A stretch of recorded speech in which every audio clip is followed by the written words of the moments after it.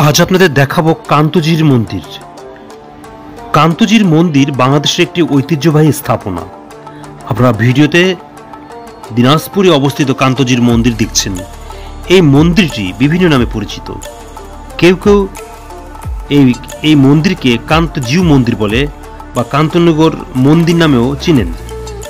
আবার অনেকের কাছে কান্তজির মন্দিরটি নবরত্ন মন্দির নামে অবশ্য পরিচিত। 18 শতকে নির্মিত মন্দিরটি দিনাজপুর শহর থেকে 20 কিলোমিটার দূরে দিনাজপুর তেঁতুলিয়া সড়কের প্রায় 1 মাইল পশ্চিমে ট্যাপা নদীর তীরে কান্তনগর গ্রামে অবস্থিত। কান্তজির মন্দিরের শিলালিপি থেকে পাওয়া তথ্য মতে তৎকালীন মহারাজা জমিদার প্রাণনাথ রায় এই মন্দিরের নির্মাণ শুরু করেন। পরবর্তীতে 1722 সালে প্রাণনাথ রায়ের মৃত্যুর পর তার পোষ্যপুত্র মহারাজা রামনাথ রায় 1752 সালে মন্দিরের নির্মাণ শেষ করেন।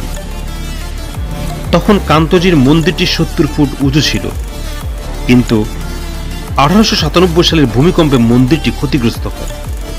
বর্তমানে এর উচ্চতা 50 ফুট। বর্গাকার এই মন্দিরের বাইরে দেয়াল জুড়ে 15,000 টেরাকোটা টালি বা পোড়ামাটির ফলকে লিপিবদ্ধ আছে মহাভারত, রামায়ণ এবং বিভিন্ন পৌরাণিক কাহিনী। 3 ধাপ বিশিষ্ট এই মন্দিরের চারদিক থেকে ভেতরের দেবমূর্তি দেখা যায়। প্রথম তলার সকল প্রবেশপথে বহু খাদযুক্ত খিলান দেখতে পাওয়া যায়। আবার দুটো ইটের স্তূপ পরপর স্থাপন করে খিলানগুলোকে পৃথক করা হয়েছে। স্তম্ভগুলো দেখতে চমৎকার এবং অলঙ্করণযুক্ত। মন্দিরের প্রথম তলায় 21টি, দ্বিতীয় তলায় 27টি এবং তৃতীয় তলায় 3টি দরজা খিলান রয়েছে। কান্তজির মন্দিরের পশ্চিম দিকে বারান্দা থেকে উপরে যাওয়ার সিঁড়ি রয়েছে। ঢাকা থেকে বাস, ট্রেন দিনাজপুর যাওয়ার সুযোগ রয়েছে। সাধারণত ঢাকা গাবতলী ও কল্যাণপুর থেকে দিনাজপুরগামী বাসগুলো ছেড়ে যায়। বাস সার্ভিসের মধ্যে রয়েছে নাবিল পরিবহন, এসআর ট্রাভেলস, এসসি পরিবহন, হানিফ এন্টারপ্রাইজ, কিয়া পরিবহন, শ্যামলী পরিবহন ইত্যাদি। নন এসি এবং এসি বাস ভাড়া মানভেদে 800 থেকে 1500 টাকা। এছাড়া রাজধানীর উত্তরা থেকে বেশ কিছু বাস দিনাজপুর উদ্দেশ্যে ছেড়ে যায়। ঢাকার কমলাপুর কিংবা বিমানবন্দর রেল স্টেশন থেকে আন্তনগর একতা এক্সপ্রেস, দ্রুতযান এক্সপ্রেস এবং পঞ্চগড় এক্সপ্রেস ট্রেন দিনাজপুর উদ্দেশ্যে ছেড়ে যায়। শ্রেণীভেদে এইসব ট্রেনের টিকিটের মূল্য 630 থেকে 2000 টাকা লাগে। দিনাজপুর থেকে অটোরিকশা বা সিএনজি ভাড়া করে সহজে কান্তজির মন্দির দেখতে যেতে পারেন।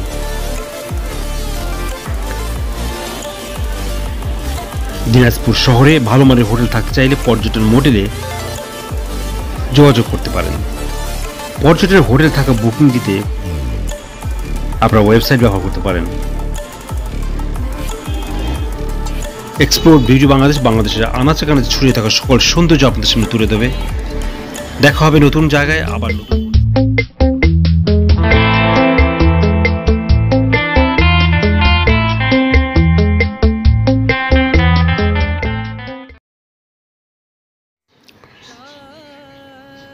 ইদ্রাকপুর কেল্লা মুন্সিগঞ্জ জেলার সদরে অবস্থিত মোগল স্থাপত্যের একটি ঐতিহ্যবাহী নিদর্শন। আজ আপনাদের মুন্সিগঞ্জে অবস্থিত ইদ্রাকপুর কেল্লা ঘুরিয়ে দেখাবো। 1660 খ্রিস্টাব্দে তৎকালীন বাংলার সুবাদার ও সেনাপতি মীর জুমলা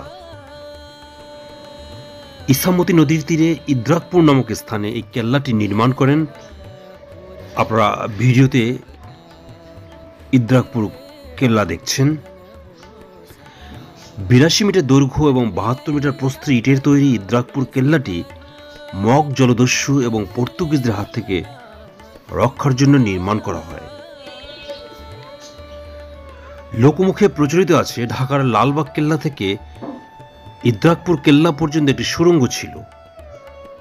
সুউচ্চ প্রাচীর দিয়ে ঘেরা এই কেল্লার প্রত্যেক কোণে বৃত্তাকার বেষ্টনী রয়েছে এবং দুর্গের একমাত্র খিলানাকার দরজা স্থাপন করা হয়েছে। কেল্লার প্রত্যেক কোণে বৃত্তাকার বেষ্টনী রয়েছে। এবং শত্রুর উদ্দেশ্য গোলা নিক্ষেপের জন্য প্রাচীরের গায়ে অসংখ্য ফোকর রয়েছে। পূর্ব দিকের মূল প্রাচীর দেয়ালের মাঝামাঝি একটি গোলাকার মঞ্চ রয়েছে। প্রায় প্রতিটি দুর্গেই দূর থেকে শত্রুর চলাচল পর্যবেক্ষণের জন্য এমন ব্যবস্থা গ্রহণ করা হয়। ইদ্রাকপুর কেল্লার 3 কিলোমিটারের মধ্যে 4টি ধলেশ্বরী, ইসামতি, মেঘনা এবং শীতলক্ষা নদীর অবস্থান। 1909 সালে মোগল স্থাপত্যের অনন্য নিদর্শন ইদ্রাকপুর কেল্লাকে সংরক্ষিত পুরাকীর্তির মর্যাদা দেওয়া হয়। প্রাচীর ঘেরা এই গোলাকার দুর্গটি এলাকায় এসডিও কুঠি হিসেবে পরিচিত। ধারণা করা হয় 1845 সাল থেকে 1984 সাল পর্যন্ত ইদ্রাকপুর দুর্গ মহকুমা প্রশাসনের বাসভবন হিসেবে ব্যবহৃত হতো। বর্তমানে এটি সাংস্কৃতিক মন্ত্রণালয়ের পুরাতত্ত্ব বিভাগের তত্ত্বাবধানে রয়েছে। রাজধানী ঢাকার কাছে এবং দিনেই ফিরে আসার সুবিধার জন্য ভ্রমণ পিয়াসীদের কাছে ইদ্রাকপুরের জনপ্রিয়তা ক্রমে বৃদ্ধি পাচ্ছে। মুন্সিগঞ্জ জেলা সদরের পুরাতন কোর্ট অফিসের কাছে ইদ্রাকপুর কেল্লা অবস্থান।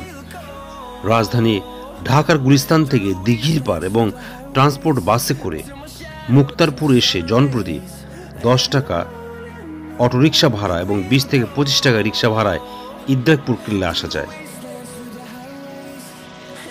সাধারণত ঢাকা থেকে দিনে গিয়ে